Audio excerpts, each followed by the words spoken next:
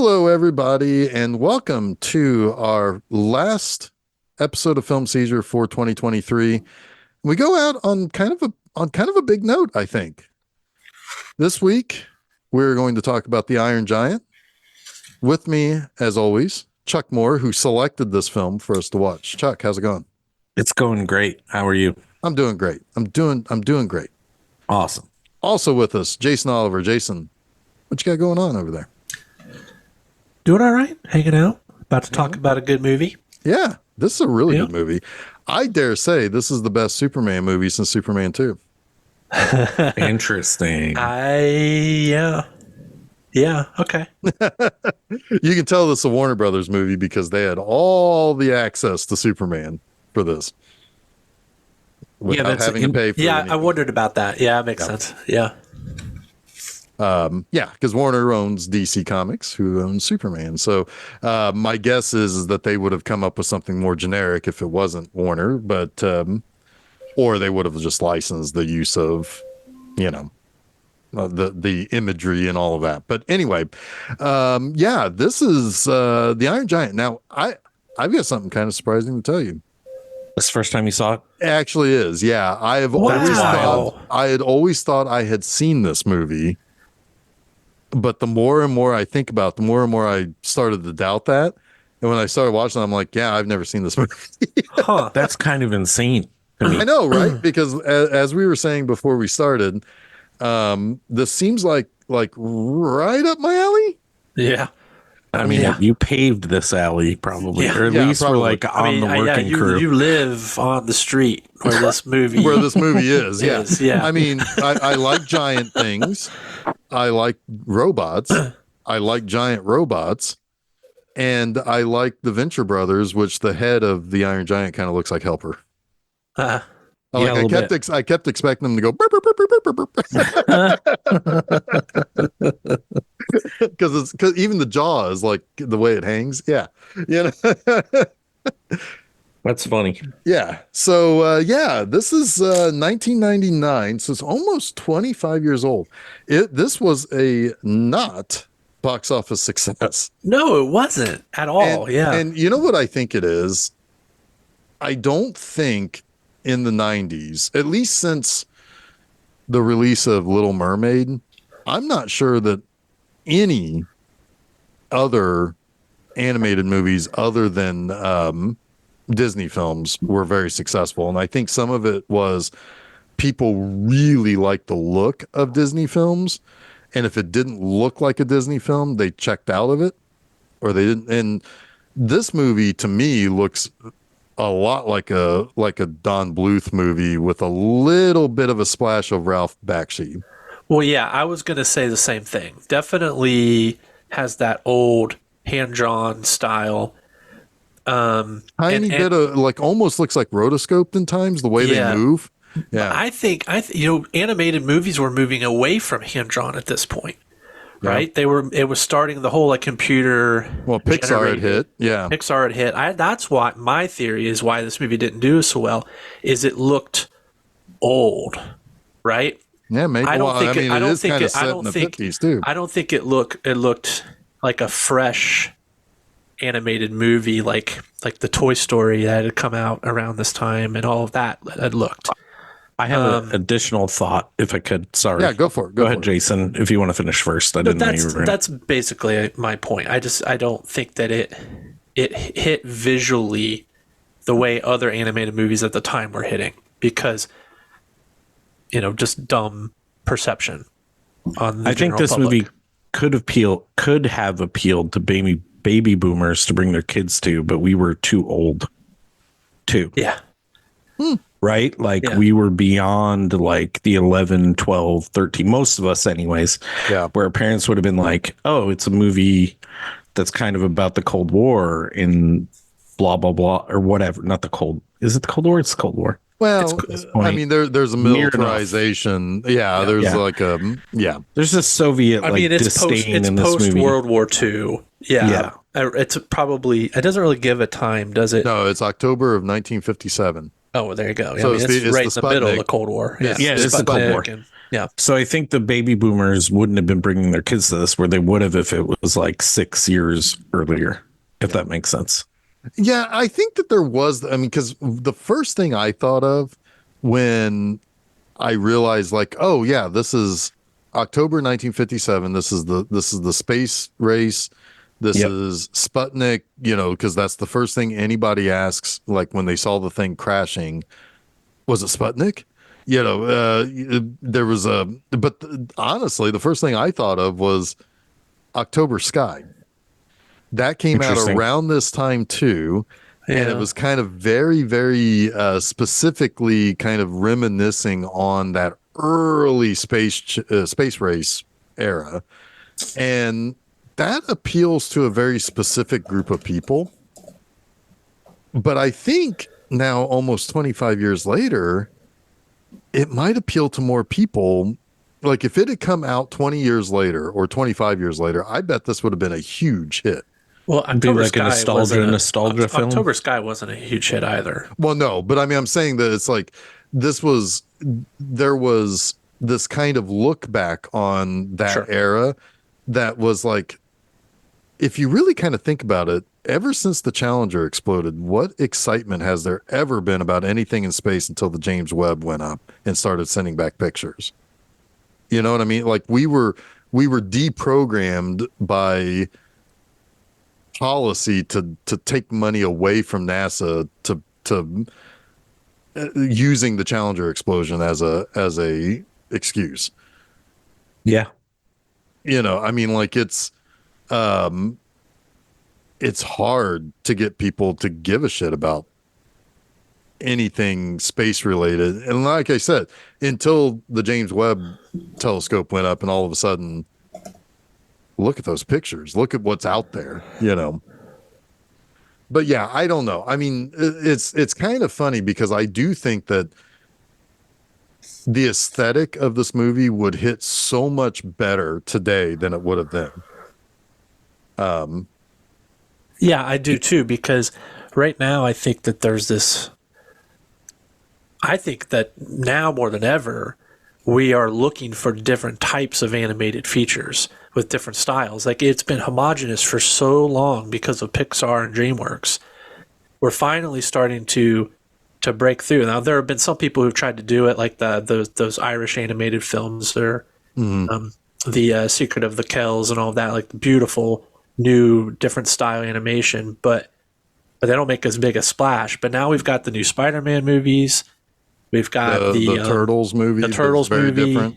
Yeah, then we're starting to get these new bold animated choices, and I But there absolutely also agree that we're ripe for a more nostalgic animated style, back to the hand-drawn look. It Well, doesn't have and- to be hand-drawn; it can still be computer generated, but it can look hand-drawn. Sure. Yeah, But like I was just gonna say it's like nostalgic, right? yeah, Like yeah. yeah, the story is nostalgic and now the art is nostalgic. So it would have hit hard right now. yeah. Well, this movie was compared to something that Miyazaki would have made in the terms of, here's a hand-drawn movie with a lot of story and a lot of like lesson and coming of age type stuff. And just a couple of weeks ago, in the time that this is being released to us in real time, a week ago, the number one movie of the box office was Miyazaki's Swan Song, Yeah. which is interesting because number 3 was Godzilla -1. So you had a Japanese movie that's straddling a Hunger Games movie. I'm glad you got to get this in here. But yeah. Yeah, I mean, Well- Miyazaki has always seemed to be like bulletproof, right? Yeah. I mean, it doesn't matter. It could be stick figures probably, and it would still because you're right. It's so imaginative. Right. The stories my are God, and that so movie dense is- and imaginative. That movie is bonkers at times too. Yeah. Well, God, I mean, have you ever seen Spirited Away? Talk about Right. bonkers. Yeah. Right. Most of his movies have some sort of a character that pops up and it's like, wow, that's a weird character. It's like honestly, if anyone were to make a Zelda movie, I would want it to be Miyazaki. Like I Sure. think he'd be perfect for Zelda. Yeah. Keep him from retiring again. I know. they're making a Zelda movie. I don't know what it's going to be, but Oh God, Is it live action? It's probably I gonna be don't know. Chris. It's probably gonna be Chris Pratt, and it's gonna be like all that Illumination style. that's what I guess. Bullshit. Yeah, that's what I guess. And See, that's the other thing. It's like people are so tired today of, because like the Pixar movies aren't hitting quite the same. They're not No. quite as fresh as they used to be. Nope. The Disney movies, I mean, Wish was a disaster from what I Yep. understand. Yep. The Illumination movies, the Despicable Me movies are just like fucking noise personified. Yeah. And it's like nobody wants that shit anymore. They want to be engaged. And this is a movie that I think could appeal and probably has appealed over the years directly to adults. Oh, sure. Because there is some adult shit in this movie. Yeah. It's also like the perfect little boy fantasy film, right? Sure. Like, and I don't want to necessarily genderize it, but I mean, it is very like, the fantasy of, having your own personal giant robot. Yeah, I mean, not to oppose you, because I know you're not trying to genderize it, but my youngest daughter came home today from basketball and sat next to me just to talk to me for a minute while I was watching this, and just sat there the last hour. And this is a kid that is like, I get home, I take a poop, I go to my room until it's dinner time. You know what I mean? Yeah, Like, don't spend a lot of time downstairs. And she just stuck. Nice. She said awesome. some funny things about the movie that I'll share later about things, but she was like immediately engaged with it. Yeah. Like It It's an is. engaging movie. It's a neat looking movie, and it's an engaging story. It's limitlessly likable. Yes. It is just pleasant throughout. Yeah, Oh, so you're yeah. welcome for the palate cleanser. Yes. Yeah. It really was needed. And it was funny when I think it was Jeff put in a chat. It's like, well, that was just a very pleasant movie. And that's like exactly what I said to myself when I finished the movie. It's like, yep, totally is. It's got some of the elements of the other movies that are way Sure. more depressing, but it holds itself in a different like perspective, kind of. Yeah. Yeah. Well, I mean, it's being told to a kid, I mean, it's Yeah. like we are kind of disseminating, because like the good and the bad in this movie, it's perfect that this is a cartoon, because the good and the bad are cartoonish in like how simplistically, like, God, that government agent is so over the top, like hateable, and it's like, His name is Mansley, which fucking kills me. right. Like, I love it. It's Mansley. He's a man. He's a fucking asshole. Like, Yeah.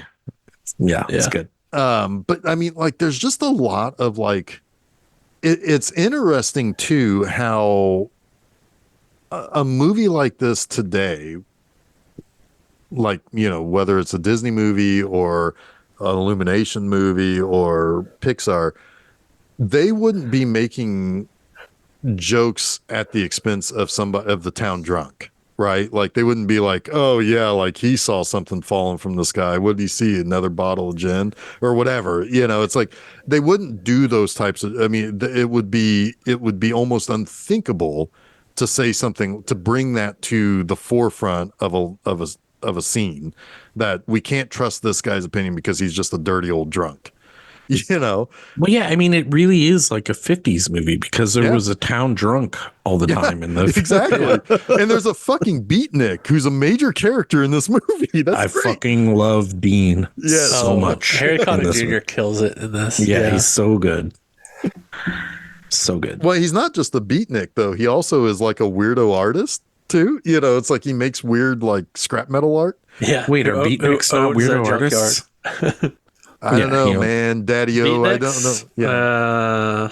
I don't know either. It There could depends be a on lot. which movie you watch. Sometimes they're like crazy fucking murderers, and sometimes they are like just weirdo bombed out, like stoners. I don't know. Or sometimes they're Ben Stiller. Yeah. Or He's sometimes kind Was he a beatnik in- what am I forgetting? He's kind of a beatnik in So I Married an Axe Murderer. Oh yeah. Well, no, yeah, that's yeah. Mike Myers. Oh, Jesus Christ. Yeah. That Myers. was my God, I exactly got the confused. next. That was exactly the next person I was going to say. That It's is like, yeah, hilarious he's because I he's was a beat poet. I was seeing So You Married an Axe Murderer, but with Ben Stiller in the lead, like What? vividly. That's so But bizarre. I was like, what, is he trying to say Zoolander is kind of a beatnik? He kind of But no, looks like a beatnik, sort of. I I had could see Ben assumed Stiller in that role, though. I could see. I had assumed that Ben Stiller was like at the poetry slam that he But no, was I was Right, totally yeah, mixing him up exactly. with Mike I mean, Myers. yeah. Yeah, it totally was.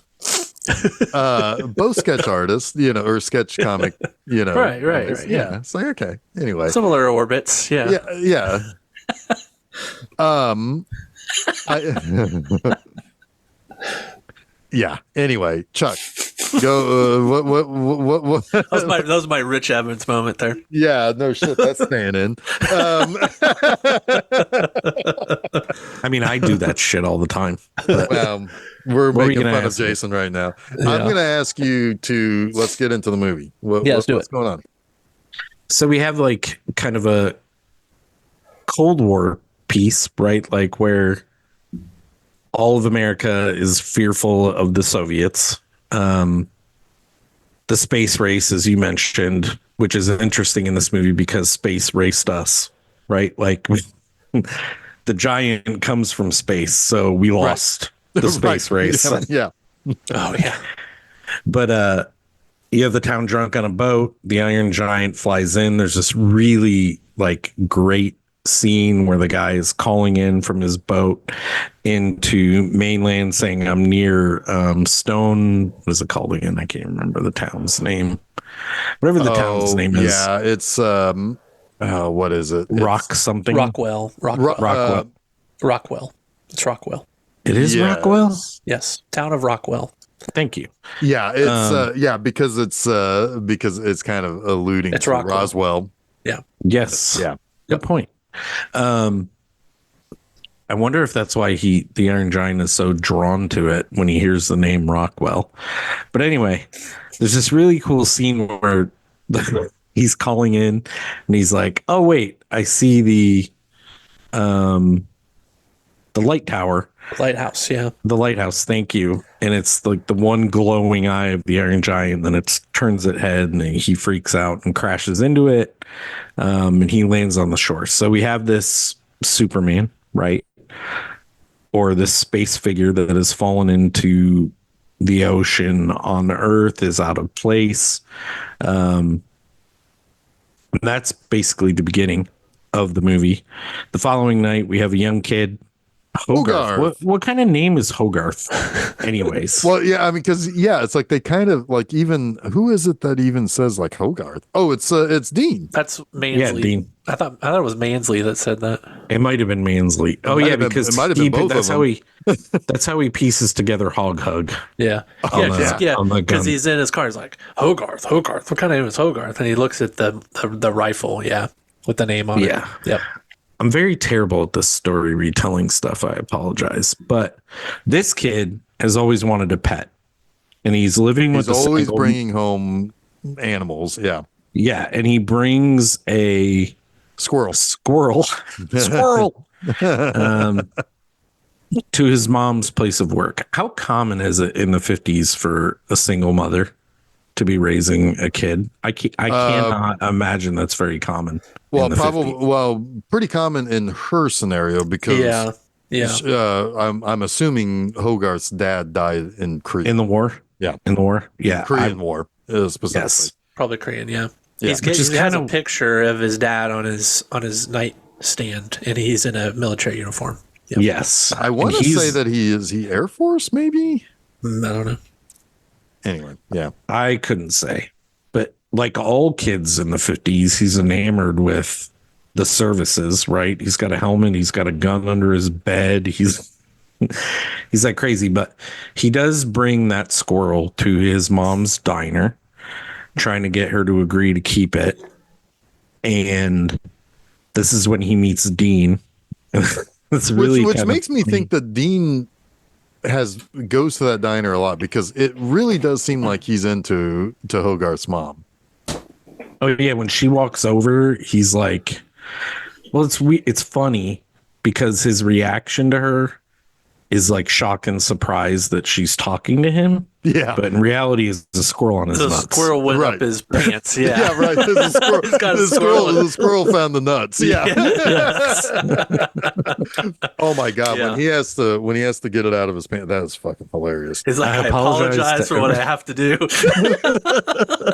He opens up his pants and the squirrel goes running off. But only in the 50s, like in a Leave It to Beaver scenario, right? Right. Would this kid not be grounded for life Right. for having done that? He's got a pretty cool mom. Yeah. You know. Jennifer Aniston, right? Yep. Yes. Doing the Yeah, voice there. she's got a lot of patience. Yes.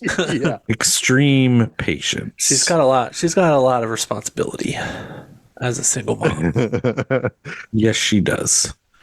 But that night he's home alone because his mother Has is to work late. having to work late. So he hears, I don't know what causes him to go outside, but he puts his military helmet on. Gets The antenna. He's watching a monster movie. Oh yeah, in his tent fort, and the TV goes wonky, and he looks outside, and he sees that the antenna is like all mangled, and Yes. and that's when he follows. Like he gets his BB gun and his army hat, and he follows like something in the woods. He doesn't know what it is, and he ends up seeing the giant eat the power grid station. Yeah, it's really done super well, like creepy, scary. Like you're not you're kind of sure, but you're not sure what the giant's intentions are. Well, you kind of see him just like in the shadows or just in the tree line, right? I love how they kind of paint him into the environment. Yeah. Yeah, just his two eyes almost are like gleaming everywhere. Yeah.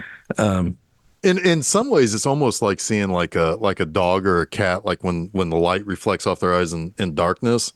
Yeah. That's what you kind of see of him. You know, it's very animalistic in a way. Yeah.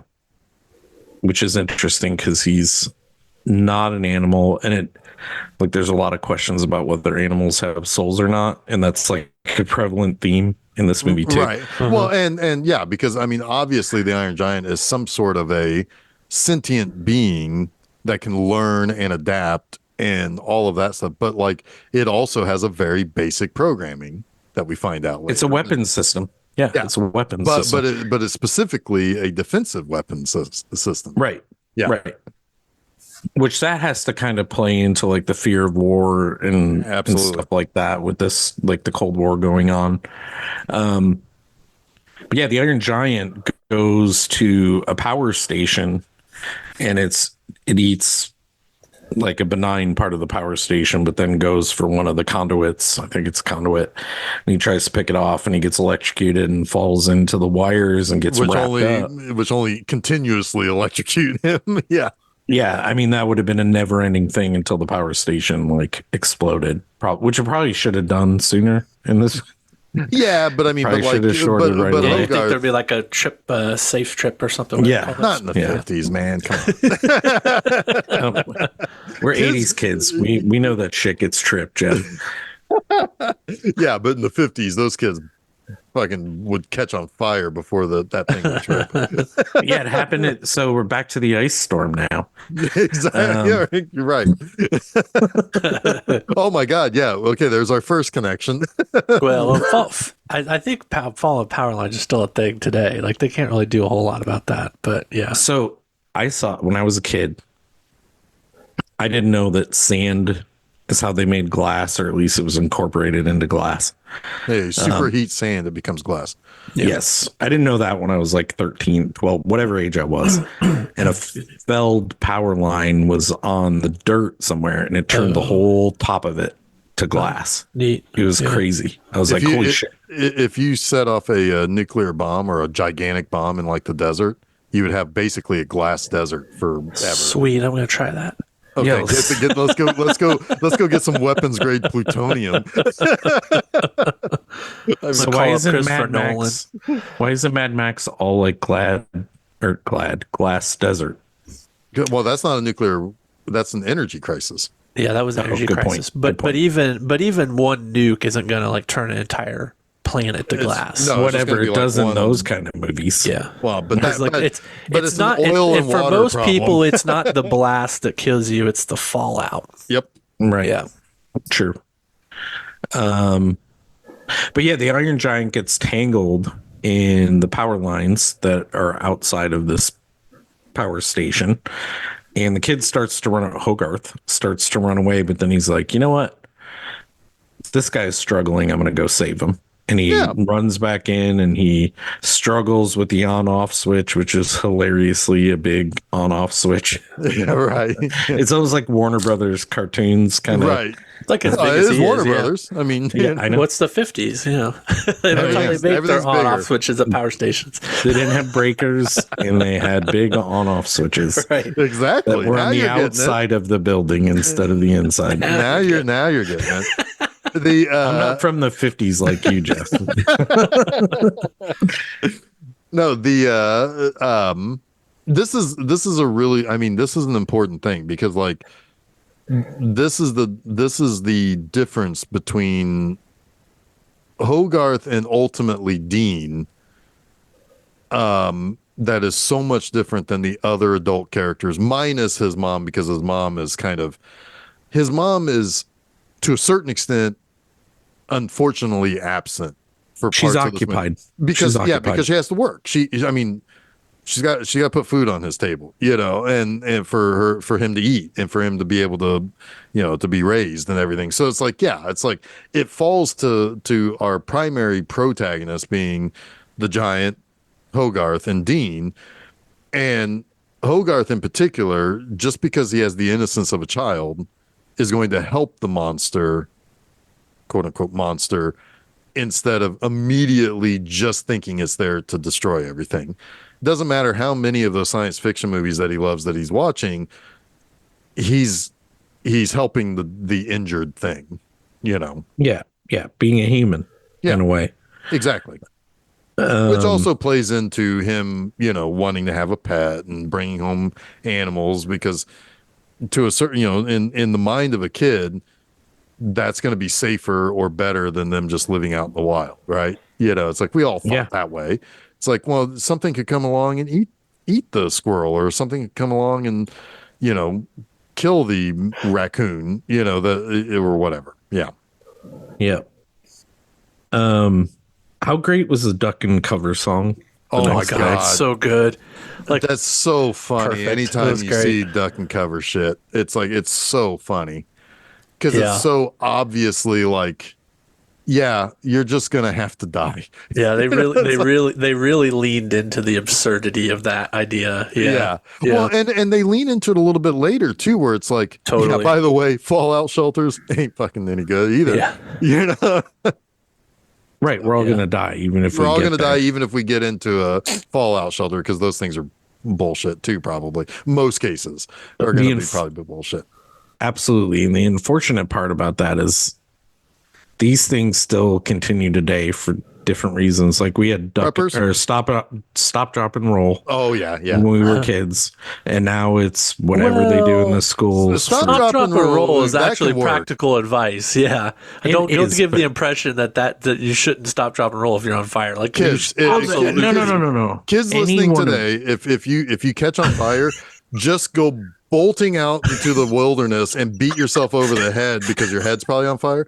Just beat yourself over the head, and it'll eventually go out. It'll be fine, and don't That's worry about fair. the forest. It'll That's probably fair. be fine too. That's fair. That's fair. I'm No, just but saying yeah, it's no, I funny. mean, it's all it's- preventative for the inevitable, it seems like, in some cases with that stuff. Well, They're yeah, telling the kids the right things to do, for sure. Even Well, if- yeah. Well, duck and cover is just a false sense of mechanism. security. Yeah, it's a coping It's a false sense of mechanism that you're gonna die. Yeah. It's not telling the whole truth about a situation that if it happens, there's no point in Right. in like putting undue fear into children, right? Like they're going to hear about this threat, so tell them something practical that they can do to make them feel safe. It's like the But old stop, George. drop, and roll is legitimate advice. Sure, fair. It's like the old George Carlin joke if you're on a plane that's going down, their advice should be put your heads between your legs and kiss your ass goodbye. Yeah. I'm sorry, Jeff. Will you continue from this point? So basically, he went. Now Hogarth decides we're going to go back, or I'm going to go back to the woods and try to get a picture. But he realizes, he's a smart kid. He realizes that the Iron Giant only eats metal. So he takes a piece of sheet metal and he's going to set it up and he's going to take a picture. But he sits and he waits and he waits and he waits. It's kind of funny because like there's like some good crossfades of him, like, sitting there, camera at the ready to take the picture. And then it's kind of, so, it's leg over the log. He's kind of like slumped over the log. And then he takes a picture of himself, which of course back then those flashes were like super bright. So he like practically blinds himself. And then he eventually falls asleep and he wakes up and he realizes, oh, the Iron Giant came and took a piece of sheet metal away. Right. So, but he also, well, this is also about the same time that Mansley has arrived to investigate some stuff because half of his car has been eaten. And he's going to show the cop because Mansley's kind of a fuck up. Like he's kind of like the grown up, a cynical version of Hogarth, right? He believes that monsters exist, but he has a completely different reason why he wants to believe monsters. He wants to kill it. He wants to find the monster and defeat it. And all that implicates, or what does he always say? Does he say, and all that implicates? It's one of those lines he says all the time. He says a thing and then he follows it with it, and all that implicates. I don't know, sport. I don't know, sport. He does have like a million fucking nicknames. It's hilarious. Yeah. What do you think, Jeff Buckaroo? What do you say there, cowboy? Yeah. I don't know, Chief. So and like he goes back to tell the cops, like, look, part of my car that's not right. That's weird, right? and while he's gone, the Iron Giant has picked up the car and eaten the rest of it, and it comes back and there's nothing left. But Hogarth does eventually come across the giant again and figures out a way to kind of communicate with him, right? He starts off very simple by saying, this is a rock, this is a tree, that sort of stuff. And Vin Diesel just perfectly, rock, tree, it's like that's the guy you get for that, man. You get the human meatball sub to do that, man. Oh my god, if he'd have said that, oh my god, I would have simultaneously laughed so hard and shit myself so hard that I would have just exploded. You would have had to have ducked and cover from me. Not that Vin Diesel is hurting for money, but obviously this made him much, much richer. Sure. Because this role got him Groot. I'm sure. Like, I want the guy from right. Yeah. the Iron Giant. And make him say I am Groot in 37 different languages. Yes. So I am Groot. Well, I mean, he was nobody when he made this. But he was in one very important movie the year before. That's right. Private Ryan. Saving Private Ryan. That's probably why he got this, is because of the Brad Bird Spielberg connection. Yeah. Yep. Yeah, he's pretty good in Saving Private Ryan too. Yes, he is. He's a good actor, really. I mean, he gets a lot of beef for being a big personified meatball for being sub. a beef. He's got a lot of beef for being beef. Yeah, but he's really, he's no Steve Bob Cold Austin, but he's pretty good. exactly. Yeah. Oh my god. I wonder how Steve Bob Cold Austin. God, was that what that Force movie? Was that the it was movie? one of the Force Oh movies. my god, Jason, you were so dumb. You were so angry, and Chuck and I were loving the shit out of it. Oh man. Oh god. Anyway, so I mean that's half my life is movies like that. Anyway, Oh. the other half is giant robots. Anyway, Yes. uh, so yeah, they end up coming across a deer in the woods, Yeah. and and the deer has like the natural like curiosity about the Iron Giant. Of course, the Iron Giant is kind of displaying the same, very um what's the word I'm looking for? Curiosity, but it's what's the Yeah. word I'm looking for as far as like not personified, but It's a sentient. inquisitiveness. Yeah, a sentient, inquisitive nature to him, and it runs off because it hears something in the woods, and it turns out that hunters have shot the deer. And the Iron Giant's like legitimately sad, and he scares all. I mean, first of all he scares off the hunters, and then he's like legitimately sad, and he wants to like kind of touch it or move it, and like Hogarth is like, no, don't do it. It's dead. It's like there's nothing you can do about it because guns kill things, and that's the first indication of like how the Iron Giant is the opposite of offensive in terms of its capabilities, right? So it's interesting. I don't think any of us watched the extended edition. So there's like two totally different ways to read this movie based on this one scene that is only in the extended edition.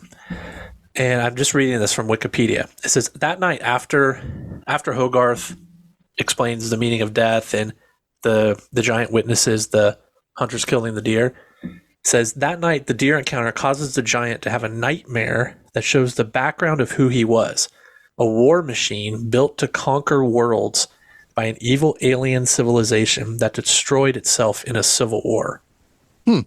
Yeah, Dang. that changes. That changes a lot. Yeah. Yeah. But I think it's perfectly fine without it. When was that story written? What story? The Iron Man. Oh, 68. So does the Iron Man beget the Iron Man as well? Oh, what, the Marvel Iron Man? Yeah. No, that was before Iron Man. Marvel Comics was like 62 or 3. Was it? Okay. Yeah. Fair. I was just curious because even Iron Man uses that whole technology to call parts of itself back. Yeah. Well, some of that could have been inspired by this, Yeah, I mean, maybe. It's I'll be honest, the original Iron Man was that was earlier, and he didn't have anything like that until much more recently. Not knowing about that scene, I'll be honest, I still think that I felt like there was something intentionally, originally malevolent about the giant, but it was his head wound Yeah. and meeting Hogarth that allowed him to learn a different way. Tabula rasa and all that. Yeah. Yeah. So regardless, I think this, with or without the scene, I think, it's the giant had to kind of learn how to be peaceful and respect life. Right? Mhm. Yes, because even if he is purely a defense mechanism, he still learns to shut that off. Right. He's still a gun, right? Yes, but he still learns to shut it off. So he would have had done that with or without that scene. Right. Yeah. Yeah, and I mean, and there is always like there's always the concept of self-preservation too, right? So it's like, he being a gigantic machine is going to look different in self-preservation than it does for people, right? Like, yeah, but that's interesting. The basic way for any of us to protect ourselves against the threat is to punch, right? Like to look threatening. Yeah, look too dangerous to fuck with, right? But he wasn't designed that, for self-preservation. He was designed for somebody else's. Well, sure, but I mean, but like He was you designed can to conquer. right, Yeah. and to watch the movie as it is, right? It's like um the concept of he sees a gun pointed at him and it triggers something for him to protect himself or to protect, and so it's like still with or without that scene, it does change how you read the character or what you understand about the character at least, but I don't think it necessarily I think it I lends think the, I think it the depends on which version you watch, but I don't think it changes anything Well, in the long run. forget that scene. It's all about self autonomy, right? Like right. Yeah. he, regardless of whether it wasn't self defense, right? Like I don't think in any version of the story it's self defense. It's defense of whoever programmed him. Right. But It's self-sacrifice is definitely not something that's in his programming, right? no, I don't think so either. Yeah. But it's the learning that matters. Right. Is all Right. I'm trying to say. I'm It's not the- trying to disregard your point, Jeff. Yeah, It's, no, you're right. The learning is that matters, and the respect for life. Right. That you can't just take a life just because you want to, or Yeah. because you can.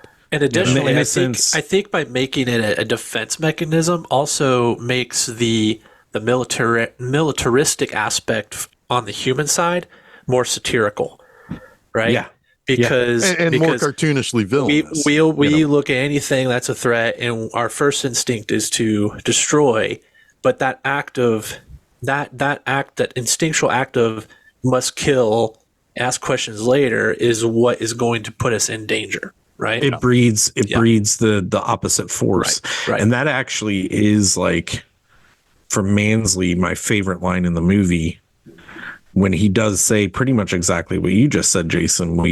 He was, I forget the exact, I wish I could find my note. But he said he wasn't built by us.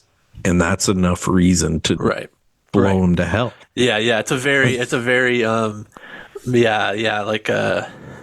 What's that word? Xylophone? It starts with an X. Xylophone, yeah, it's a xenophobic. xenophobic response. Yeah, It's a xylophonic response. Yeah, it's the classic xenophobic isolationist.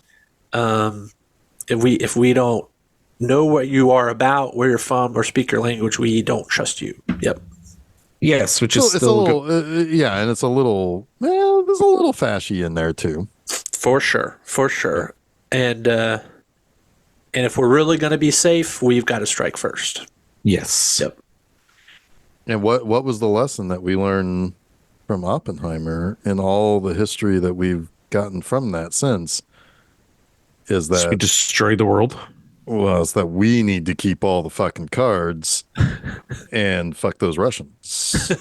You know what I mean? Yeah. Yeah, it's a good thing. Maybe it's a good thing people leak some of that stuff. Anyway. Yep. Sure. So anyway, I was just gonna say we could get into that a little bit because, I mean, that was an idea from the start.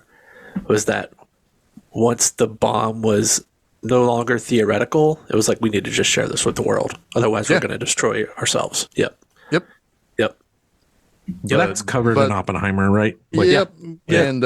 And certainly in some of the documentaries I've seen around that from 40 years ago, people were saying it's like, why are we not sharing this? Anyway, Yep. which would have been much more dangerous to say stuff like that 40 years ago than. Well, it kind of goes back to last week too, with the whole idea of having the tape with the evidence. It's like we just need to show them that this is possible. Yeah, well, Like, no, we got to have you- destroy. God damn it! But there are some people more rational, maybe not rational, that are just like, if we have evidence of this, it's going to scare everybody off of trying to do anything to us, which Well, is yeah. what I think. Yeah. Which is what they did try to do with the tape, which is what they tried to do with the bomb, and it always seems to go the wrong way. It came down to just some people wanted to turn the ground underneath some Japanese people's feet into glass. Yeah, sure. I mean, yeah. Yeah. Anyway, sorry, that's also mixing some things I watched earlier in the year about the whole Los Alamos and the more recent Godzilla. But it's the mentality here. Like that's it bleeds into this movie, right? Yeah. Yes, for sure. It's absolutely relevant to the movie at hand. I mean, a lot of that stuff is going over, your average child's head, but the parents Not the are picking it up. parents. Yep. Parents are picking it up. Yep. And, I mean, and it is interesting how absolutely childish Mansley specifically is in comparison to Hogarth, who is a literal child. Yeah. I mean, Right. And immediately skeptical of him too, which I love. Yeah. Well, yeah, because I mean, like, he just knows what's right, and what's right is there's no reason to destroy a monster, even if I like it, just because you think it looks weird or it doesn't belong here or what, then there's a whole other level of stuff at that point to talk about, like, and that's, Chuck, you're exactly right. Xenophobic is a great word for that. I like when Hogarth is showing him his comic books and Yeah. all the best books, and he's like, what is he? The one robot book, Superman. He's like, boys life. Or no, it's not Amazo. Atomo. Atomo. It's Atomo. He's like, boys Amazo's life. a DC. Boys life. Yeah. Eh. Yeah. That's It's about like, how I felt about boys life growing up. I was like, oh my God. It's like, I guess this is all that's in this Mad doctor's Magazine. office. He was like, he was excited about Oh Mad yeah, Magazine. Mad is great. Bill Gaines. Boys life. Eh. Yeah, it's like, that was always the thing. It's like, I guess I'll read this boy's life. It's all that's in this doctor's office. Yeah, waiting room, exactly. and like, Exactly. it's like, is there fucking highlights around here? At least there's some games in there, But they were usually all played. I know, like, but it's like, well, at least I can find out. At least I can see where the kid before me fucked up because the crayon's kind of gone into the wrong. sometimes you got maze part. lucky and there was like a sweet pickles in there, like a little sweet yeah. pickles. Yeah. Yeah, Oh, sweet fucking sweet pickles. Fuck yeah, sweet, pickles. Or maybe you're lucky enough to get a little bit of National Geographic in there. Yeah, those were good. So You could find some boobs Yeah, in the you National might get some Geographic. well, but there was nudity in there, what I meant was there was the one for kids that was like mostly like, oh look, there's a fucking leopard. There was always a leopard on the fucking front cover of them. They're thinner and like more magazine style. Yeah. Yeah, the kids ones. And they always had like an animal, usually a big cat on the front. Yeah. Those are cool, but I really like the heaviness, like the feel of an actual National Geographic magazine. There's But no also- better magazine for swatting flies. It's the best one, hands down. That too, but it felt good to hold. Well, It's like also, I'm holding something. well, another balanced. good thick boy would have been the Reader's Digest. Oh, thank you. Oh, I loved Reader's Digest. That was what my go-tos, because every Reader's Digest on almost the bottom of every page had some kind of joke or pun or little anecdote. And I used to go through the Reader's Digest and just read all of those. Yep. I mean, if nothing else, maybe you get like a cool sci-fi or horror story in one too. Yep. So I dedicated myself for about a year to reading Reader's Digest, and I gave up on it because 9 out of 10 were not good. My grandma and grandpa had so many of them, hundreds of them. And you read when a lot of jokes. when I would go to visit, I would that's what I would do a lot of times, is I would just read it for hours. Why aren't you as quick on the jokes as Chuck then? If you I don't read all know. those, I never retained jokes. It's like one of my great faults is I just don't retain it. Yeah. Yeah. Two things. I never had to read National Reader's Digest, excuse me, for National jokes. Reader's To be Digest witty. geography. To be witty. Yes, and I come up with my own jokes. Yeah. You're not regurgitating Reader's Digest, Jeff. Fair enough. Fair enough. Give him some credit for his originality. He's not a hack comic. Yeah, fair enough. Also is not a hack comic, fucking Superman, and that's the one that the Iron Giant really goes for. Nice, Indeed. Jeff. That was good. That was That's good. a good segue back in. He's he also realized it because the Iron Giant is like, he gets a little hungry. He's like, meep, meep, meep. And he's like, oh, you're hungry. I'm sorry, that was Helper again. No, but he gets hungry and it's like, oh, you need something to eat. Well, you can't just eat cars. You can't just eat whatever is everywhere. So he realizes like, oh, there's the scrapyard. And he picks up that idea because he's like, this car has been run off the road, probably by the town drunk, It's been here for a month. Nobody's going to miss this one. But then Dean comes because he works at the junkyard and picks it up and takes it to the junkyard. And Hogarth's like, hey, there's an idea. Buffet. Yep. It's a fucking China buffet there. And the Iron Giant holding the burger in front of the billboard my God. Hilarious. I love it. I wish somebody would recreate that billboard for some burger joint. Yeah. That would be sweet. But anyway, yeah, because he's got to hide because, otherwise Dean's going to see him. So he's like, yeah, there's like a burger joint. It might even be the place where his mom works. He's like Fisher's Iron Giant. Yeah. Get on that, Cincy. Come on, big boy. But it looks like he's holding the platter with the burger, and it's great. So yeah, he goes to Dean's junkyard and they eat and he eats and coffee. The espresso kills me. Oh my God, Hogarth trying to be like all cool and like hip with the beat. I'm hip. Yeah. It's like this is like coffee, but like what's he say? It's like coffee, but yeah, it's espresso. It's coffee, but on.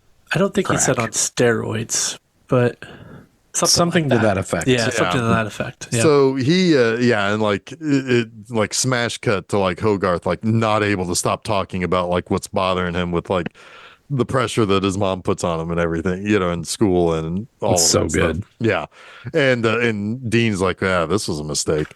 But Dean eventually becomes aware of the Iron Giant.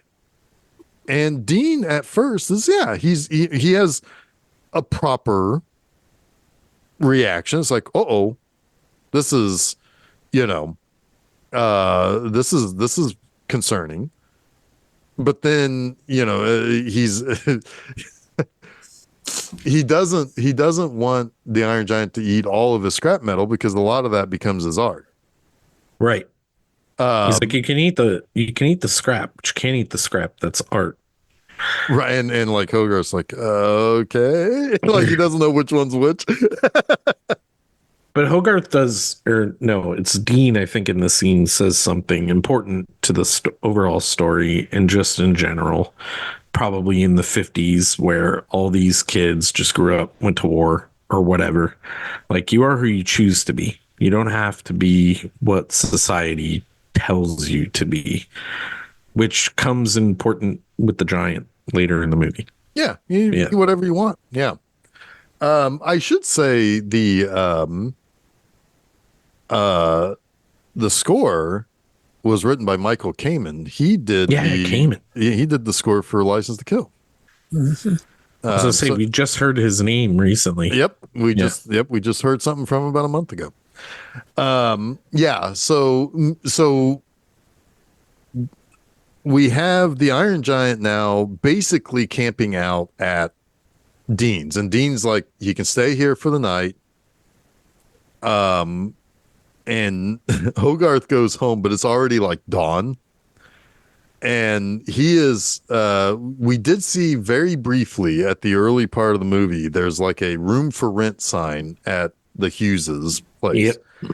And we find out that, oh, hey, good news. We finally rented the room. And it's to Mansley. It's like, oh, Mansley. No. And Hogarth is like immediately like, I don't like this, which is kind of, it's really kind of smart how they do the scene because it almost comes off like, because he was there the night before the call the army in. And it comes across like in the morning, like, did he stay there with his mom? What's going on there? And even his animosity towards him comes off as like this guy. It's like like almost like where you would have animosity from like a step parent sort of thing. I agree with that. I don't think he stayed with his mom. No. But the positioning of the bedroom and where he's sitting, like that's where mom would sleep. Yeah. like right across from his room watching him all night. That's not where Mansley would be. Right. But like there is but no, just the way that the scene is presented when he No, I comes agree. downstairs, it does kind of have that feeling of it's like, oh, it's like, oh, okay, he's just renting the room. It's like, Oh, yeah. it's I like mean, we knew he was that renting stone the cold room, but- fox of his mom there is not sleeping with Mansley. Are you talking about Steve Bob Cold Austin again? Steve Bob. Steve Bob Cold Austin. It might have been Sean Cold Steve Austin. I can't. Oh, I think it was. I think it was a lot of things. It was a lot of things. It was kind of like It was Space a Mutiny. yeah. It was a big McLarge huge for sure. Yes, it was. You got to do something in those episodes. Yeah. Yeah. Of course. It's like those types of movies are primed for it. Yep. Anyway, and you also have to fill a lot of time with those movies. Yes. So so like basically he gets back to or he gets a call from Dean, and it's like, I told you he could spend the night. It's now daytime. You got to come and get your giant. He's like, well, Right. I can't get away. I can't, so I'll get there when I can get there. Well, by the time he gets there, Dean has found a better use for the giant Yeah. to help him build bigger pieces of art. He's building like the scales of justice, but with cars. Yeah. In a way, it's like a balancing thing that he's building. Yeah. And like Hogarth's like, he's a giant robot. He's not an artist. What is this? Yeah. It's like, what is this crap? It's funny because Hogarth still has the sensibilities of the time, Yeah. right? But he is also a child. Yeah. And he looks at the Iron Giant like a child, Yeah. which with the whole tabula rasa blank slate thing, like, makes sense. You're raising an entity who can be taught. Yeah. I don't know. It's just vastly interesting to me. I can't like expound on it. Jason, It's kind of like Terminator 2. It's kind of like Terminator 2. I will agree with that. It's kind of like Terminator 2. I will I mean, it agree is. with that. Yeah. Well, I especially when he's like, hasta la vista. I was expecting like a profound thing from you, Jason, but that's just as good. It's fucking Terminator 2, man. Sometimes simplicity is profound, just like with the Iron Giant. Because usually Jason comes over the top of my poorly executed explanation with like a good. This time I went under and just boiled it down to faked high Terminator and 2. went down. Yeah, it's like, I'm bringing it all back to Cameron. Yeah. he did like a Mike Tyson punch out thing where he like kind of flashed for a second. You're like, something big's gonna happen, and then he went for a body punch instead of a. I got a star though. I got a star. Yeah, Yeah, you did get a star. So but there's one thing in this that fucking cracked me up because I thought it was going to happen differently than it did. Hogarth gets into that car, right? And he's gonna he pretends like it's gonna be like his rocket ship. Yeah. And like the Iron Giant lifts it up, and the way the animation goes when he like goes this way with it, I thought he was gonna fucking yeet that kid Yeah, you too. across fucking New England, but no, he's just spinning around. And that cracked me up. I totally did too. I thought he was gonna like throw him all the way around the Earth or something, put the kid into orbit in that 57 Chevy or whatever it was. Yeah, Fucking to the about- moon. Like there's an element of mice and men to this movie too. Yeah. Oh yeah, for sure. Or Yeah, Frankenstein, like either one of those. Well, it's perfectly of its time. I mean, if you think of it like a Frankenstein type of story, it's perfect for 1957. People would have been tuning in and watching Frankenstein late night. But yeah, there's always the danger of this monster accidentally killing the kid. Yeah. Not understanding its power. it's power, Yeah. strength. Yep. Yeah. Yeah. I love how I'm bringing it back a ways, but I love how delicate he is when he's trying to put the train tracks back together. He's like getting in there, like almost like with his tweezer hands, trying to. Like, if you don't know already, that's the moment where you're like, the Iron Giant's a fucking badass. Yeah. I love that. I love that guy. Go ahead, Jeff.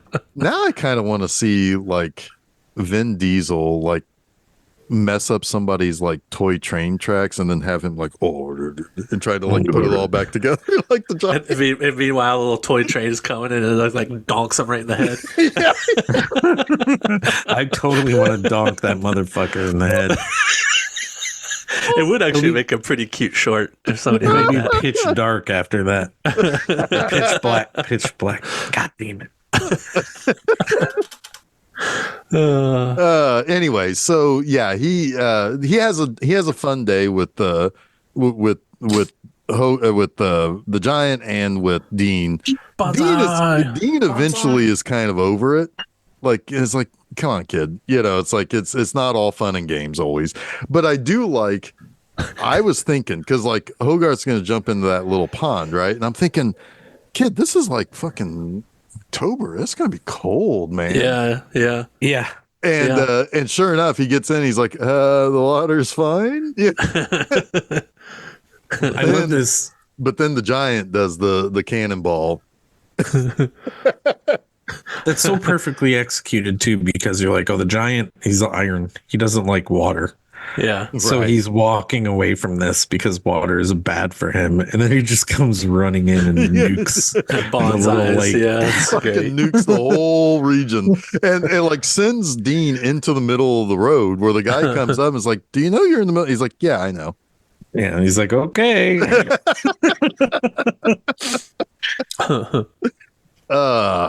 Yeah. So nice little levity, but Mansley is still pushing forward, and he's still trying to quiz Dean about what's going on, or Hogarth, what's going on. And he does eventually, like, he goes around town. He's like asking people, like, people have half of a car that's got like a big iron giant mouth print. Yeah, evidence of the giant having been there. Yeah. But when he really gets his lead is when he finds Hogarth's camera hanging from a tree in the woods. Yep. Which exposes literally. yes. That's why I didn't air quotes, but nobody can see that. The picture that he took that blinded him, like when he took it too brightly and that the Iron Giant was sitting behind him the whole time in that scene, which is hilarious. And then he's like, he goes into full on Mansley mode. He basically brings Hogarth comes home and he puts him in like that good cop, bad cop scenario, but he's just the bad cop, you know, like has him at the table with the bright lights bright enough. Good. Or lights too bright, good. Yeah. Like, go ahead, Jeff. No, and he ends up like fucking drugging the kid. Yeah, he uses the chloroform. But yeah, I mean, it's essential. I mean, like, he fucking chloroforms the kid. It's screwed up. Him. Yeah, it's like that's fucking weird, man. You're a weird dude. He's a weird guy. I mean, he is. Oh, what is his name in The Frighteners? Are you talking about what's his name's character, Reanimator? Yeah, I can't. I'm losing all of it. Why can I not? You're in a Chuck mode right now. Jeffrey Combs. Jeffrey Combs. He's so like singularly focused, and early in the movie, you get the feeling that he isn't on the up and up, obviously, but he just becomes corrupted by this robot. Yeah, it's here's so my weird. take. Here's my take on Mansley. He's please. He's in like kind of like a job that is probably derided in the military, right? Like even he doesn't fully respect his position because he's got to go to these podunk towns and go through the motions of listening to these small town folk tell him that they saw this or that in the sky, and most of it's bullshit, and it's like whatever. He's like, I don't even get the sense that he is a believer at all. Like he's not. He's that. Like I don't think he's Mulder from the X-Files, right?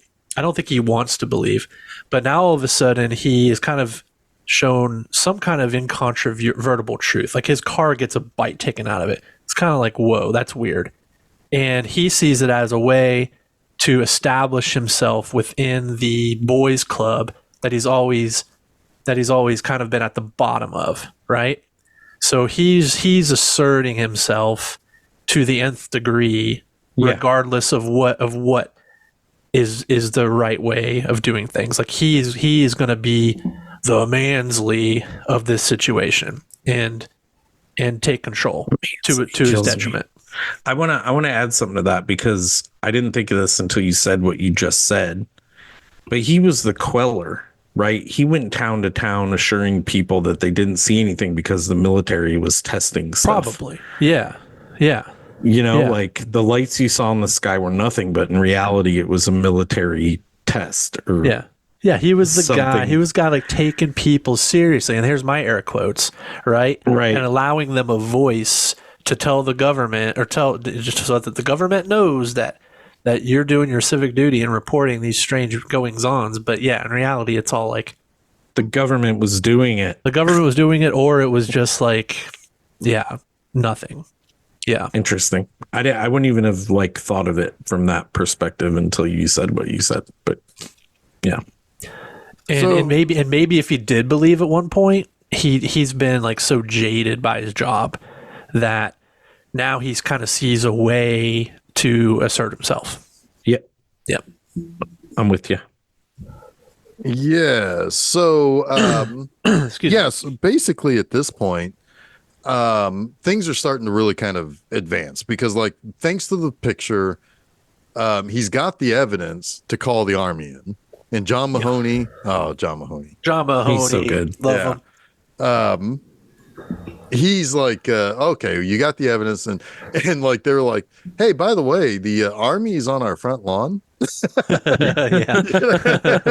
And so they go over to Dean's scrapyard where Dean has hidden the Iron Giant as a piece of his art, which Yeah.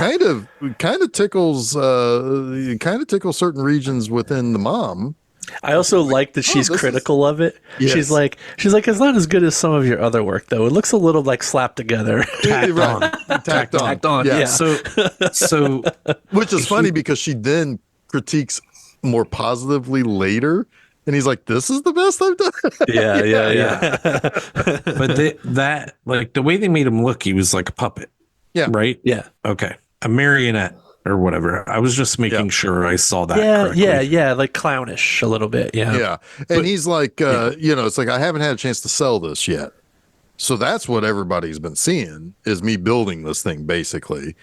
And so like the army like laughs off Mansley again, and they're going to leave town. Well, But there's a joke. I want to say something here because there's a joke about the army taking children away from their parents here. okay, yeah.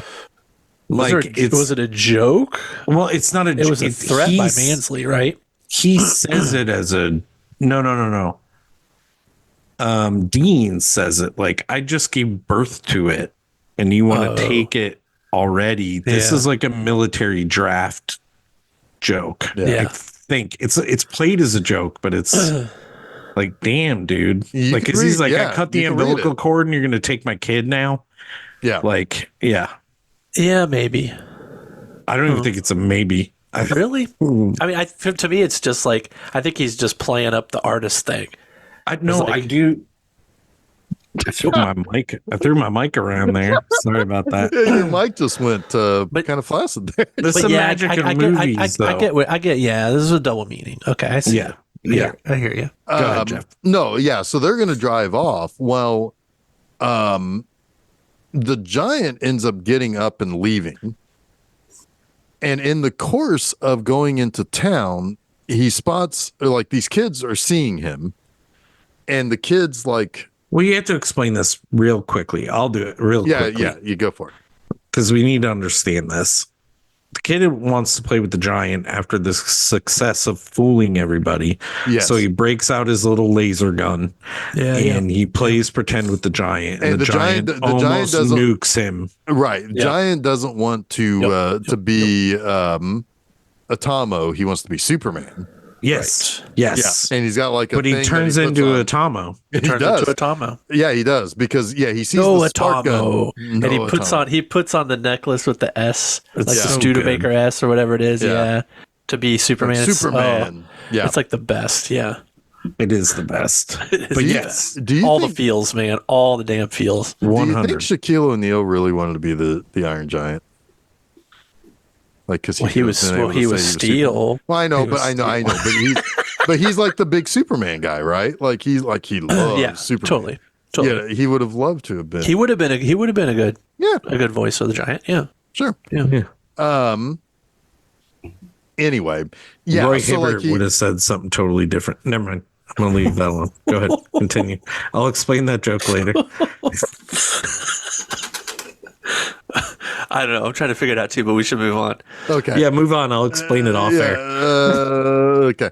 Anyway, so he's like, he's using the spark gun. He's like, I'm gonna blow you, and he flips out, which then, Hogarth doesn't realize Dean it. goes in defensive mode. Yeah. Right. And Dean, it's the second time where Dean like tackles Hogarth and it's like, oh my God, look what he's about to do. He's a dangerous thing. Like, Dean, I don't think is trying to be anti-giant.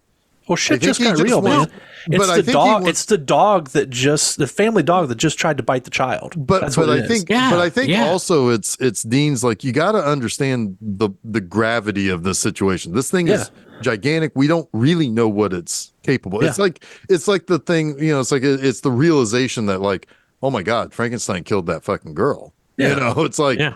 This is a we little don't- bit beyond us. Yes. right. At this point, it's like you got to understand that it's not just a toy, that it's a powerful thing.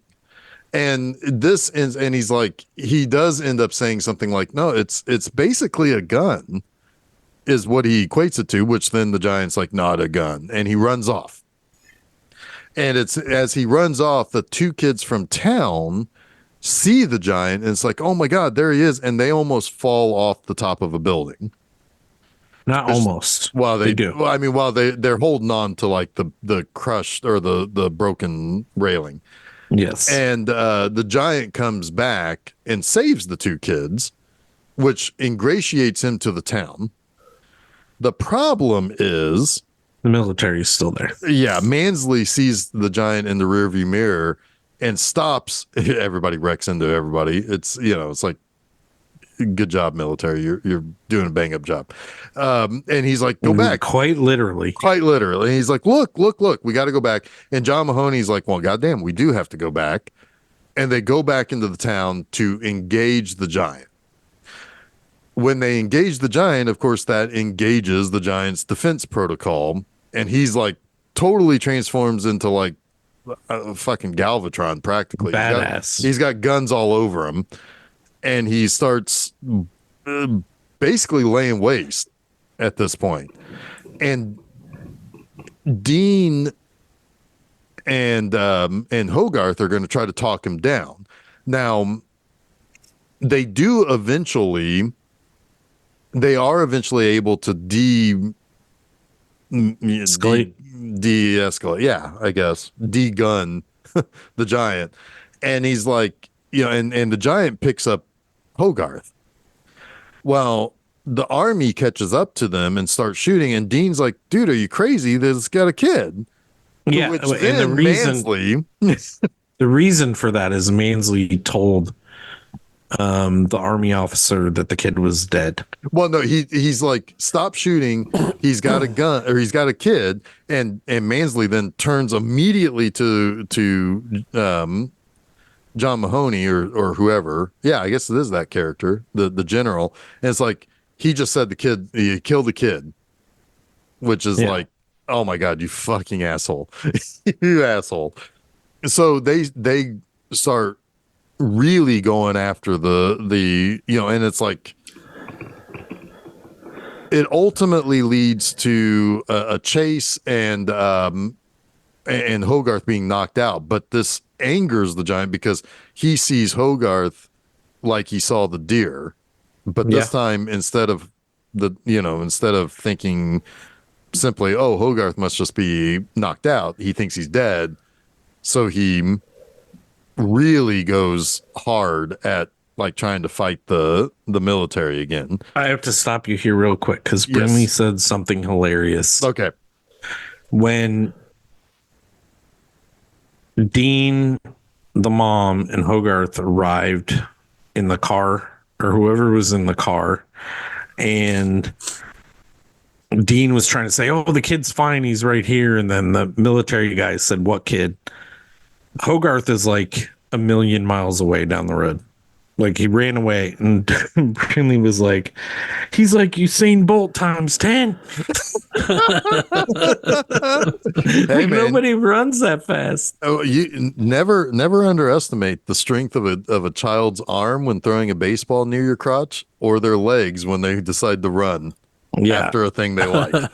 Yeah. It's just hilarious. Yeah. So basically, the mom, Dean, and Hogarth reunite. They get in the car to chase after the giant. Dean is able to basically convince the giant not to blow up the Nautilus, which is off the shore. Nautilus, by the way, is a nuclear sub. Yeah. Which, is like, hey, maybe if we lure it out into the water, we can nuke the son of a bitch and everything, and we save the day. Wasn't the Nautilus the 20,000 Leagues Under the Sea? Yes. Yeah. So they, and basically Hogarth gets there just in time as the giant is powering up his big laser gun to destroy the Nautilus. Yeah. And he shoots off course, and he kind of comes back to his senses, and he's like, yes, I'm fine. And it's at this point that the general that John Mahoney plays is like, yeah, this guy is not that much of a, he can be reasoned with, it's like, we don't have to destroy him. And it's like, maybe we order the nuclear attack to not happen now. And to which he's going to call the Nautilus, and it's like, abort the thing. But of course, Mansley mans it. Oh my God, he's so like insane. He is insane. He's unhinged at this point. Yeah. And so he grabs the walkie-talkie, and it's like, yeah, fucking fire. It's like, do this. Let's blow him up.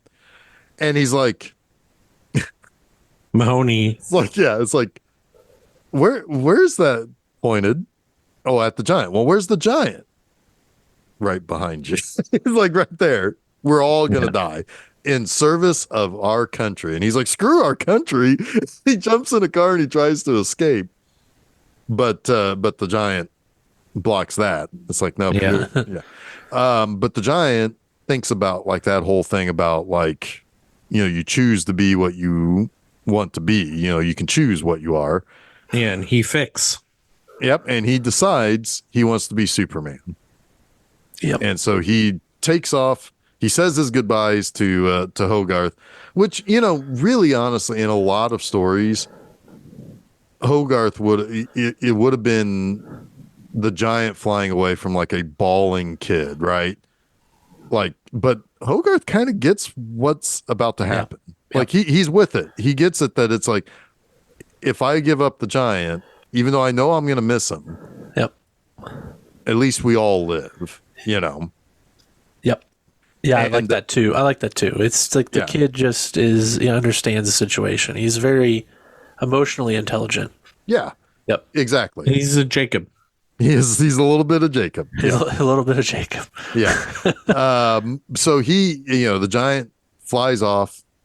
Everybody seems to understand that he's not just leaving town. Say, screw you guys. Yeah, I like that too. There's nobody that's like, he's leaving it. No, he said, I hate that. I know. I hate that trope too. Yes. Like there's always some like, oh, he's fucking leaving. Yeah. Coward. Yeah. It's like, it'd be like in Superman 3. It's like, Superman's having a bad day. Yeah. He's just gonna leave. He's like gone evil. Anyway, no, he goes up and he meets the nuclear missile in low orbit, and takes just it out. gets hit by it. Yeah. So yeah, it's saves the day. saves the day, and everybody's happy. But Hogarth is appropriately sad, but he also, like you said, emotionally understands the situation. And some months pass, and we see that there's now been a statue erected, and this was made by Dean. Yes, of course. This is where the best work line happens. Yeah, This is the your mom best is work. like, "This is your best work." He's like, "This is my best work." It's like he's almost disappointed that he's like sold out a little bit just for a normal statue. Totally. Yeah. And and the Hogarth says it's like, yeah, I am, I miss him, but he gets a package from the general saying it's like this was the only thing we could recover, which is like a big bolt, and it's like, we thought you would want to have this, which is kind of that's a real stand-up thing to do there, Army man. Yeah.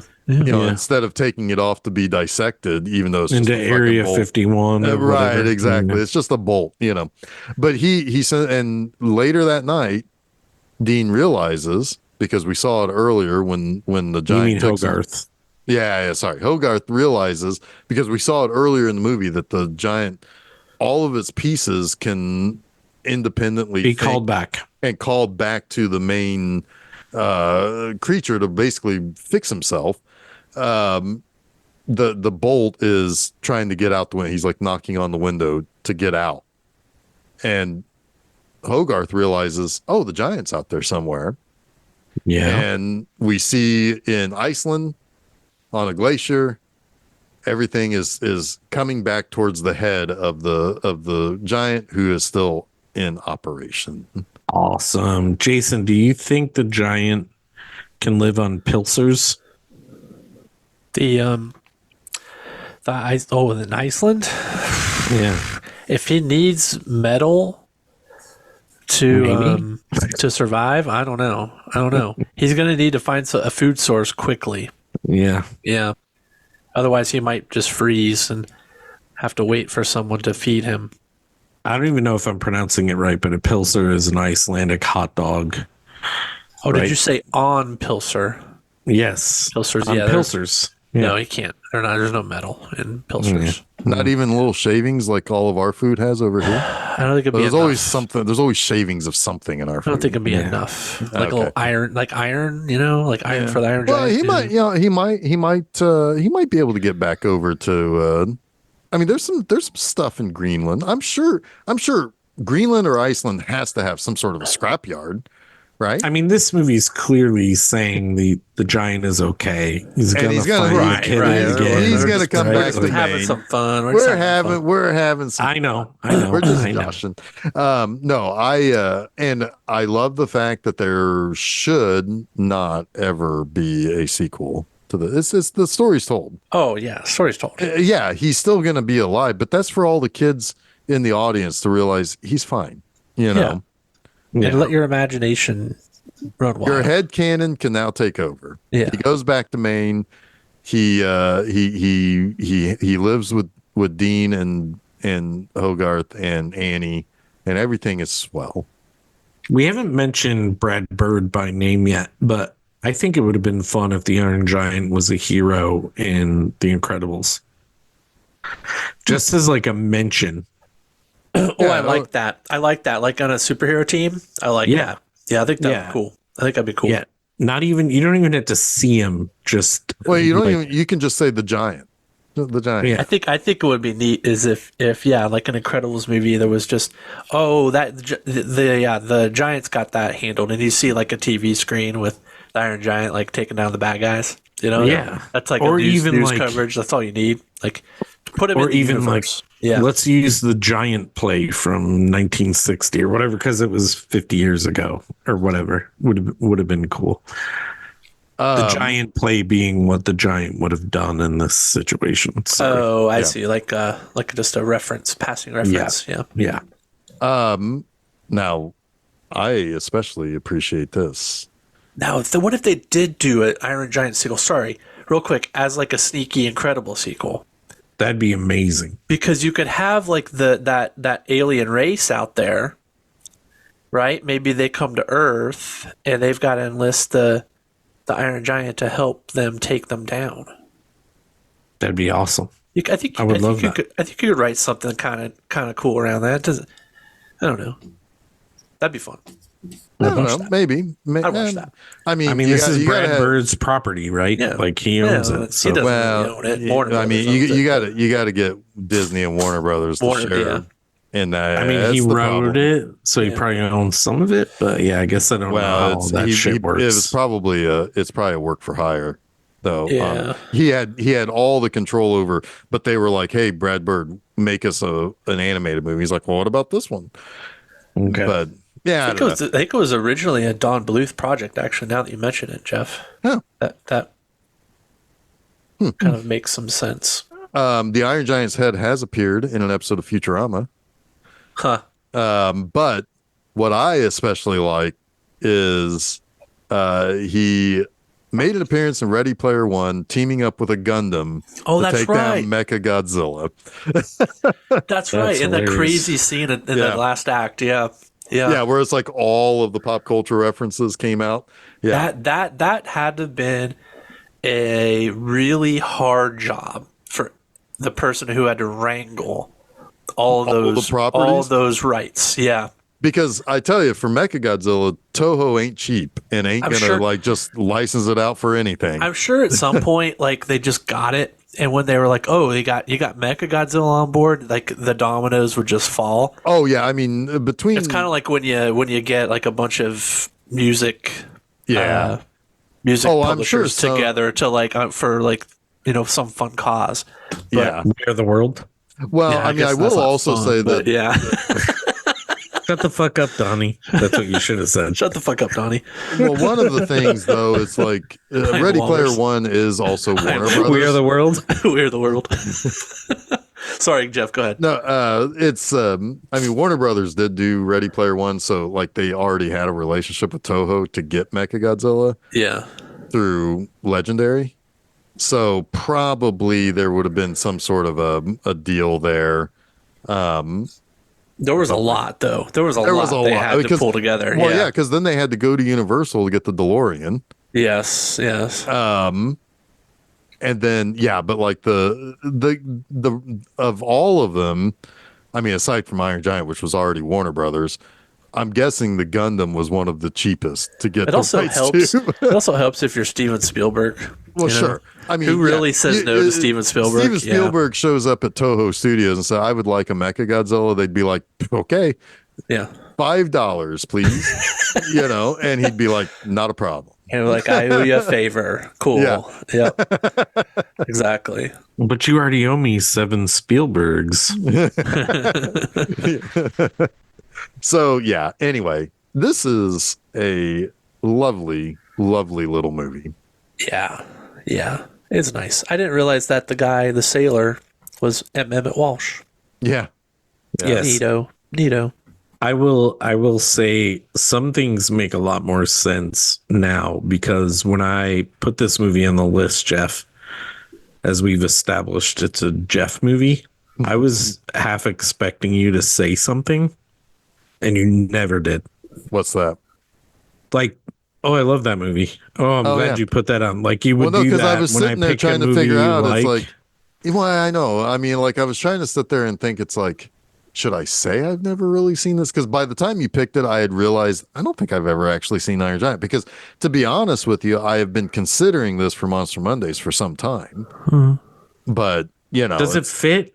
Does it fit Monster Mondays? Well, it can. I mean, it kind of can, because it's like the Iron Giant, even though it's a robot, is a monster. But you're gonna find like 71 things you like with it. Well, I mean, sometimes the trick is just to find the 3 things, just to mention 3 things. Because I've had episodes where I've said like, there's a lot, but let me give you my favorite 3 or whatever. Sure. Or the 3 things that are the most interesting. But I mean, this could have, I mean, I was able to make an episode out of the Blair Witch Project.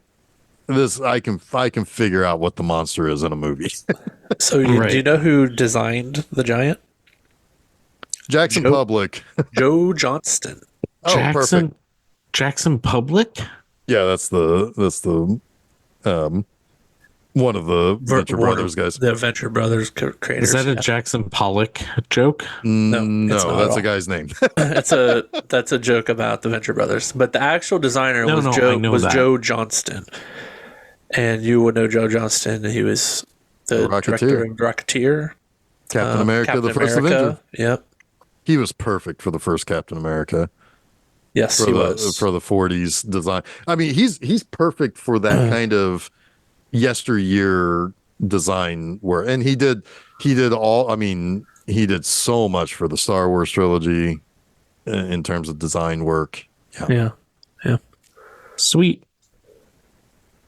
Good movie. Yeah, I'm glad we were able to end December on a high note. I'll say A happy note. A high in the air explosion of awesome.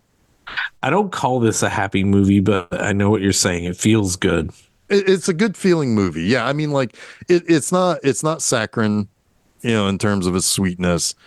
It's but it is nice. It's a nice movie. Yes. Yes, but there is the same elements of sacrifice from the last movie. It's just played in a lighter light.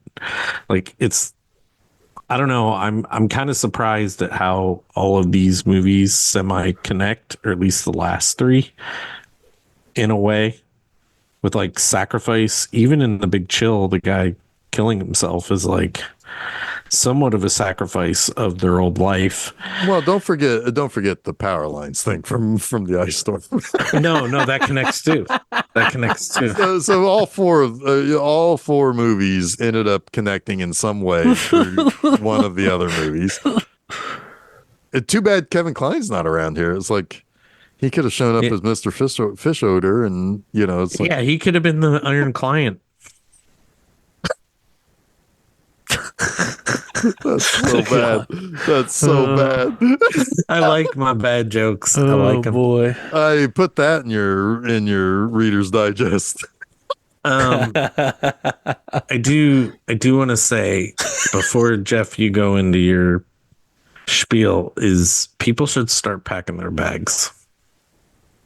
Oh, we've got a trip on our Oh hands. shit. We've got a trip on our hands. We've got a trip on our hands. Yes, we do.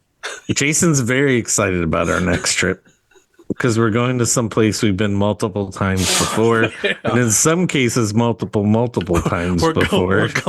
We're going abroad to the same damn place we've been before. It's like the worst vacation. There's some places you haven't seen and some places you need to re-examine, Jason. Yeah, we didn't get enough. We didn't see everything. No, you need to see them. That's a real. I mean, it's a knee-high boot. So you can't see everything all at once on one trip. It's true. It takes multiple trips to Italy. Any eagle-eared listener will know that. Well, I'm getting a second month in a row, which is hilarious. Well, it was the luck of the draw with how things all landed, and he wants freaking May for ninjas.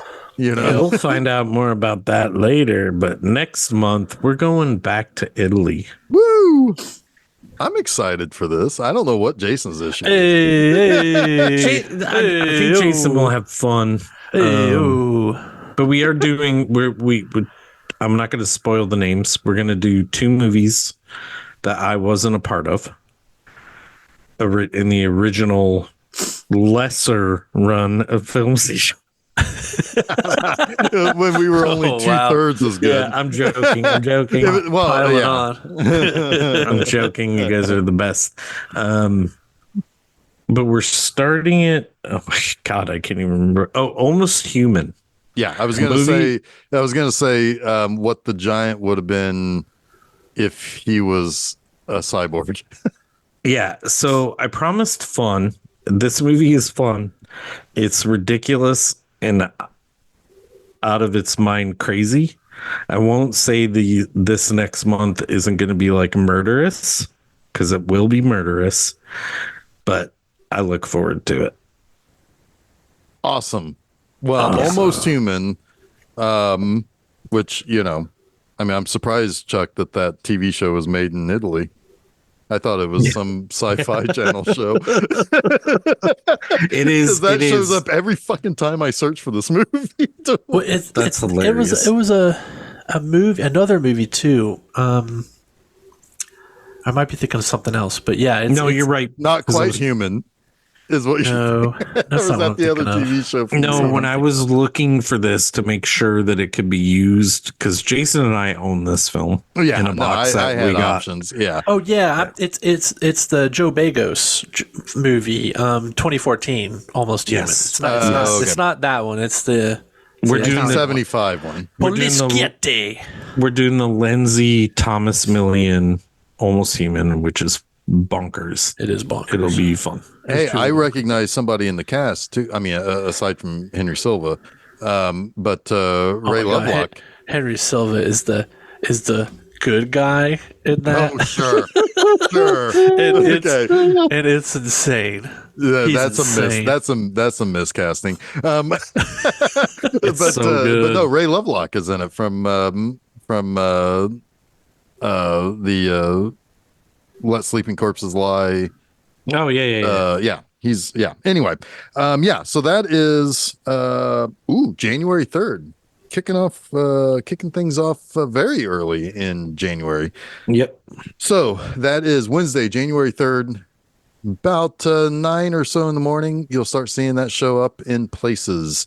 Where can you find those places? Well, go to filmseizure.com. You'll find all the places you can follow us on the social media and on the various podcast providers. Does that sound right? Yeah. Okay. Boom. That sounds right. Next Monday, New Year's Day, I have Monster Mondays. And in a sort of a way, I'm taking a trip to a Florida key to watch Island Claws. What? It's a giant, you got a giant crab monster. Oh, not like Santa Claus No. on an island. Okay. Oh, I should have made that the Christmas. Anyway, Island Claws is actually, I actually Hey, kind of it's like me, that movie. Santa Claus. Yeah, I yeah. don't know why I went Italian. I know why I went Italian. Yeah, you're already in an Italian state of mind there. Anyway, so so that is this upcoming Monday afternoon, filmseizure.com. All those same things that you can do the thing to follow us and to subscribe to the show. This upcoming Friday on my website, bmovieenema.com, I'm closing out 2023 with a real dumb movie. Real dumb. Solar Babies. It's a dumb movie. That is a dumb movie. I remember that movie. Yeah, it's not very good. It has ideas, doesn't do any of them good. Anyway, so that is at my website, bmovieenema.com. You can read that review come Friday morning. Guys, let's pack it up, pack it in, pack out your trash. That's a year. That's a whole year. That's of a episodes. whole damn year. Yep. I thought you were about to do pack it up, pack it in. Let me begin. Oh my God, that was win. Lucas Haas and Solar Babies. Yeah, it is. Yeah. Little baby Lucas Haas. Yeah. Little Holy solar hell. baby Lucas Haas. Yeah. Anyway, so I am Jeff Arbuckle. So I am Chuck Moore. And I'm Jason Oliver, and you have been listening to Film Seizure. Happy New Year. Woo! Yay! Woo!